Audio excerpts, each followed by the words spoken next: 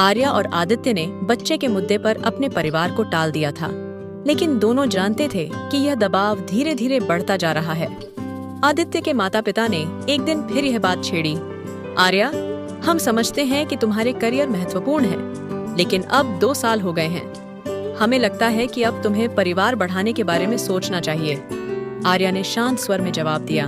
माँ, मैं आपकी बात समझती हूँ, लेकिन मुझे और समय चाहिए। मैं अपने करियर में कुछ बड़े मुकाम हासिल करना चाहती हूँ और मैं यह भी चाहती हूँ कि जब बच्चा हो तो मैं पूरी तरह उसके लिए तैयार रहूँ। आदित्य ने आर्या का समर्थन किया, लेकिन वह खुद भी परिवार के दबाव को लेकर थोड़ा चिंतित था। इसी बीच आर्या ने अपने फ्रीलांसिंग करियर में एक बड़ा प्रोजेक्ट हासिल किया। डॉक्यूमेंट्री फिल्म थी जिसे अंतर्राष्ट्रीय स्तर पर प्रदर्शित किया जाना था।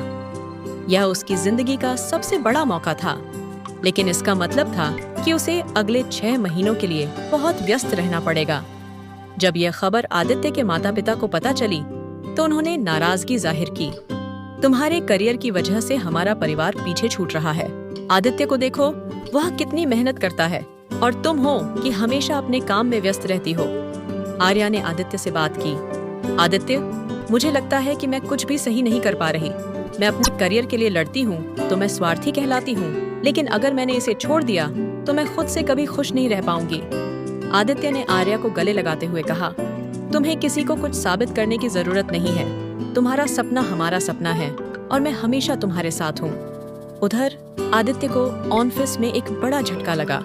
उसकी कंपनी ने कुछ प्रोजेक्ट्स में घाटे की वजह से उसकी टीम में कटौती कर दी।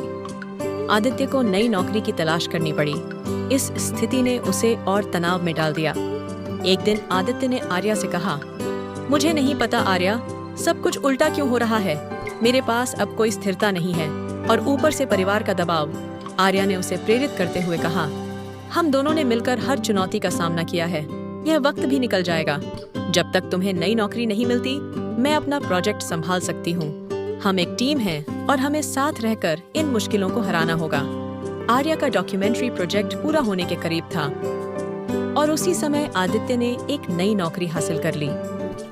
हालांकि आदित्य के माता पिता का दबाव बढ़ता जा रहा था। उन्होंने एक दिन आर्या से खुलकर कहा, तुम्हारा करियर अपनी जगह है, लेकिन परिवार को आगे बढ़ाने की जिम्मेदारी भी तुम्हारी है। हमें कब तक इंतजार करना पड़ेगा? आर्या ने महसूस किया कि अब उसे एक कड़ा फैसला लेना होगा। उसने अपनी डॉक्यूमेंट्री का अंतिम एपिसोड पूरा करने के बाद अपने काम में थोड़ा ब्रेक लेने का फैसला किया। एक रात उसने आदित्य से कहा, मैंने सोचा है कि अब हमें बच्चा प्लान करना चाहिए। मुझे लगता है कि मैं अब इसके लिए तैयार हूँ। यह मेरी भी इच्छा है, न कि सिर्फ परिवार के दबाव की वजह से। आदित्य ने उसकी बात सुनकर खुशी से कहा, मुझे तुम पर गर्व है, लेकिन याद रखना, तुम्हारे सपने मेरे लिए भी उतने ही महत्वपूर्ण हैं। हम सब कुछ संतुलन में रखेंगे। आर्या और आदित्य की जिंदगी ने एक नई दिशा ली थी जब उन्होंने अपने परिवार को यह खुशखबरी दी कि वे माता पिता बनने वाले हैं, तो घर खुशियों से भर गया। हर कोई इस नए आगमन का बेसब्री से इंतजार कर रहा था। लेकिन इस खुशी के बीच आर्या और आदित्य का रिश्ता और गहराई में डूब रहा था। एक रात जब आर्या सोफे पर बैठी चाय पी रही थी, आदित्य ने उसके पैरों में हल्की मसाज करते हुए कहा, आर्या, मैं जानता हूँ कि तुम कई बार थक जाती हो, लेकिन मैं तुम्हें बताना चाहता हूँ कि तुम मेरे लिए सबसे मजबूत इंसान हो। यह सफर तुम्हारे बिना अधूरा होता। आर्या उसकी ओर देखकर मुस्कुराई और कहा, आदित्य, तुम मेरी ताकत हो। तुम्हारा साथ ही मुझे हर मुश्किल को पार करने की हिम्मत देता है। हमारा बच्चा एक नई शुरुआत है और मुझे खुशी है कि हम इसे साथ मिलकर जी रहे हैं। जैसे जैसे आर्या की डिलीवरी का समय करीब आ रहा था, आदित्य ने हर छोटी बड़ी जिम्मेदारी अपने कंधों पर ले ली थी। वह उसकी डॉक्टर की अपॉइंटमेंट से लेकर उसके खाने पीने तक का ध्यान खुद रखता। उसने आर्या की पसंदीदा चीजें बनानी भी सीख ली। एक दिन आर्या ने मजाक में कहा, आदित्य, मुझे लगता है कि तुम अब शेफ बन सकते हो। तुम्हारा खाना अब मुझसे बेहतर है। आदित्य ने हंसते हुए कहा, शेफ बनने का ख्याल नहीं है, लेकिन तुम्हें खुश देखना मेरा सबसे बड़ा इनाम है। एक रात जब दोनों छत पर बैठे थे और बारिश हो रही थी, आदित्य ने आर्या को बालकनी में ले जाकर बारिश की ठंडी बूंदों को महसूस करने दिया। यह बारिश हमारी नई शुरुआत की तरह है आर्या। हर बूंद हमें एक नई उम्मीद देती है, उसने कहा। आर्या ने उसकी ओर देखते हुए कहा, तुम्हारे साथ हर दिन नया लगता है। तुमने हर पल को खास बना दिया है। डिलीवरी का दिन आया और अस्पताल के उस कमरे में आदित्य लगातार आर्या का हाथ थामे खड़ा था। जब डॉक्टर ने उसे उनकी नन्ही बेटी को पहली बार दिखाया तो आदित्य की आंखों में आंसू थे। उसने बच्ची को गोद में लेते हुए कहा, तुम हमारी दुनिया हो। तुम्हारी माँ सबसे मजबूत और खूबसूरत महिला है और मैं वादा करता हूँ कि तुम्हारे लिए मैं हमेशा वही पिता बनूंगा जो तुम्हें हर पल प्यार देगा। आर्या उसे देख रही थी। उसकी आंखों में गर्व और प्यार का सागर था। उसने आदित्य से कहा, हमारी जिंदगी अब पूरी हो गई है। हमारी छोटी सी दुनिया अब हमारे हाथों में है। कुछ महीनों तक आर्या ने अपने बच्चे के साथ हर पल बिताया। वह उसकी मुस्कान, उसकी छोटी छोटी हरकतों और उसकी मासूमियत में डूब गई। लेकिन धीरे धीरे उसने महसूस किया कि वह अपने करियर को भी मिस कर रही है। एक दिन उसने आदित्य से कहा, आदित्य, क्या मैं स्वार्थी हूँ कि मैं फिर से अपने सपनों की ओर लौटना चाहती हूँ? क्या यह गलत होगा? आदित्य ने तुरंत उसका हाथ पकड़ लिया और कहा, स्वार्थी? आर्या, तुम्हारे सपने तुम्हारी पहचान हैं।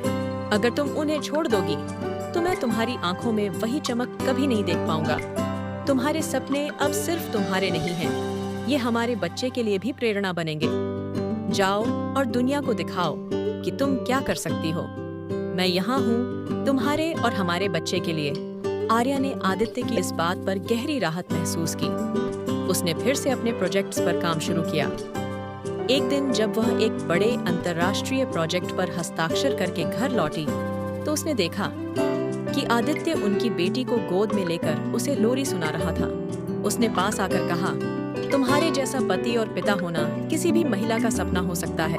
मैं खुद को बहुत भाग्यशाली मानती हूँ। आदित्य ने मुस्कुराते हुए जवाब दिया, और मैं खुद को भाग्यशाली मानता हूँ कि मेरे पास तुम्हारे जैसा साथी है। आर्या और आदित्य का रिश्ता समय के साथ और मजबूत होता गया।